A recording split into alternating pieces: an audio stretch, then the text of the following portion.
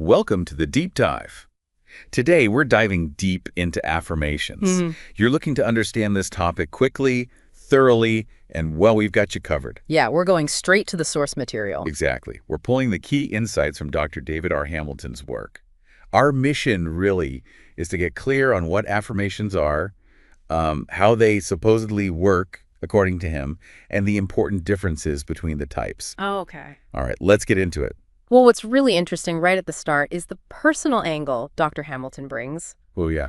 He talks about his own mother. Apparently, she was dealing with postnatal depression, and she started using this specific affirmation. Which one? It was, every day, in every way, I am getting better and better. She found it in a book called The Magic Power of Your Mind. Wow. So right away, you see this idea that just saying something positive could, make a difference. Exactly. It's an early hint at how our thoughts might impact how we feel, our well-being. And that phrase, every day in every way, Yeah. that actually has quite a history, doesn't it? It does. It comes from a French psychologist, Émile Coué. He didn't call them affirmations, though. He called them optimistic autosuggestions. Autosuggestions, right. And wasn't he an apothecary initially? Like way back? Yeah, late 1800s. And working as an apothecary, he noticed something crucial. What was that?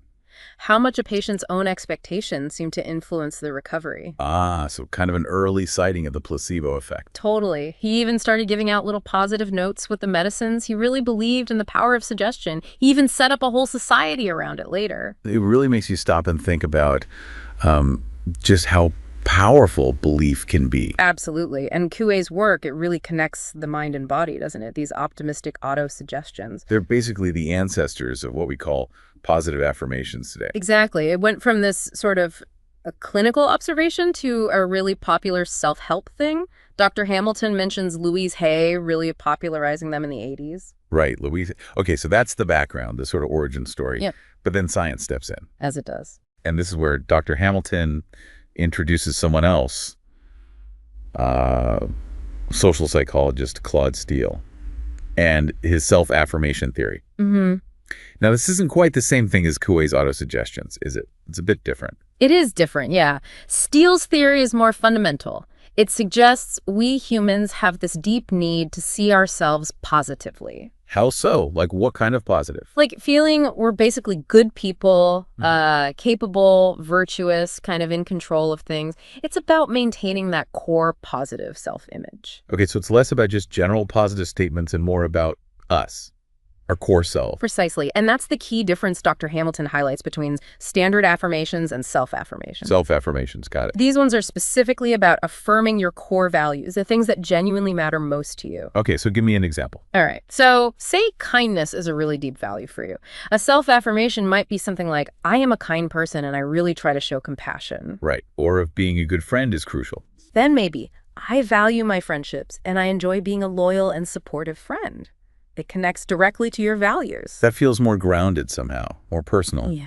And Dr. Hamilton says there's research backing this up. Yes. He points out that studies link writing these kinds of self-affirmations to making better life choices, having a stronger sense of self. So it actually changes things.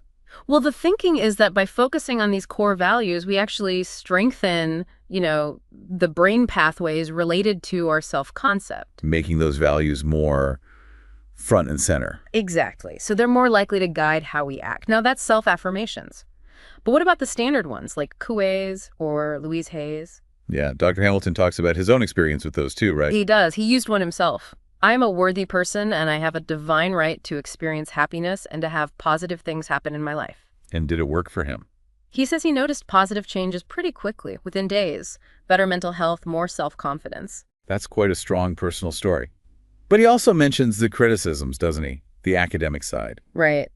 There's a concern that some standard affirmations, if they feel totally unbelievable. Like saying, I am incredibly wealthy, when you're really struggling. Exactly. That kind of thing might actually make you feel worse. Yeah. It highlights the gap between reality and the affirmation.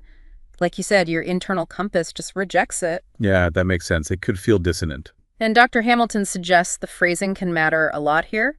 Sometimes focusing on growth is better. Instead of, I am perfectly confident, maybe something like, Every day I'm feeling better about myself. It's about the process, the journey, not a fixed state. okay. But then what about people like Muhammad Ali?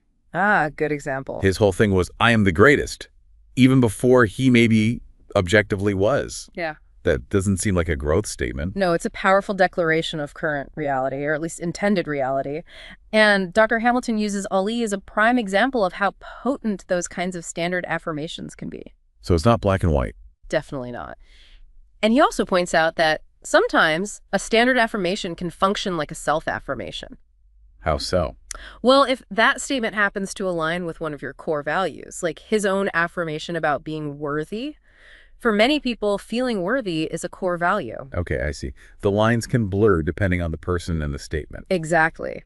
So we've talked psychology, but what about the brain itself? What's happening neurologically? Does Dr. Hamilton cover that? He does, noting that self-affirmations have actually had more scientific study in this area. Okay, what have they found? Research, like from the University of Pennsylvania, shows that repeating self-affirmations actually leads to physical changes in the brain. Really? Actual changes? Yeah, in areas linked to self-processing. Right. It suggests we're literally changing how we see ourselves on a neurological level when we affirm our core values. Which then makes behavioral changes more likely. That seems to be the implication. We're sort of rewiring ourselves to align better with those values. Wow. And standard affirmations, less studied neurologically. Less so, yes. But you could speculate, couldn't you? Someone like Ali constantly declaring, I am the greatest. Maybe that repetition did forge powerful neural pathways for self-belief. Fascinating to think about. So does this brain stuff translate into actual behavior change? Are there studies? Oh, yes. Dr. Hamilton shares a good one. Researchers looked at exercise. What happened? The group that wrote self-affirmations ended up exercising significantly more. Not only that, but their whole attitude towards exercise became more positive, and they had stronger intentions to keep it up. So the affirmation wasn't, I will exercise, but something about their values. Exactly. Affirming their core self seemed to motivate the healthy behavior. It wasn't a direct command, more like strengthening the foundation for positive choices. Interesting. Any other examples? Yeah, another study at the University of Sheffield, self-affirmations led people to eat more servings of fruits and vegetables. Oh. So reinforcing your sense of self-worth makes you more likely to take care of yourself. It seems that way. By bolstering that core sense of self, you're more inclined towards actions that support your well-being. Okay, and there's another angle, too, about handling challenges. Right. Researchers from UC Santa Barbara and Cornell suggest self-affirmations help by broadening our sense of self. Broadening, how? When you feel really anchored in your core values, who you are, fundamentally, a specific problem or threat might seem smaller, less all-consuming.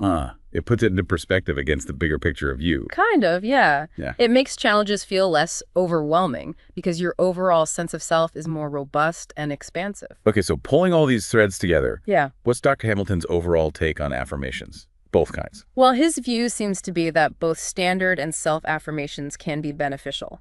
The key is that they should feel positive and, crucially, achievable or believable for the person using them. And they likely work by motivating positive actions. Yes, providing that nudge towards helpful behaviors. But he does give a special emphasis to self-affirmations. Because they tap into core values. Exactly. He stresses their power to really strengthen and broaden our self-concept. And when that sense of self is strong and rooted in values, You're more likely to go after goals, make healthy choices, believe in yourself. that's the idea. A stronger, value-based self seems to fuel positive action and resilience. Okay, so the big takeaway here is this distinction. Standard affirmations, which are more general positive statements, and self-affirmations, which are very specifically tied to your core personal values. Right. And the science, especially for self-affirmations, suggests they can genuinely impact our brains, our mindset, and ultimately what we do. Which leaves us with a thought for you, the listener. Yeah, maybe take a moment to think about your own core values. What's truly important to you at your core? And then consider, could crafting some self-affirmations around those specific values be a useful tool? A way to foster positive change, build a stronger sense of who you are? It's definitely something interesting to explore personally. And if you want to go even deeper into this, Dr. Hamilton's book, Why Woo-Woo Works, the surprising science behind meditation, Reiki, crystals, and other alternative practices, covers self-affirmations and related topics in more detail. It's a great resource for digging further. Definitely. Well, thanks for joining us for this deep dive.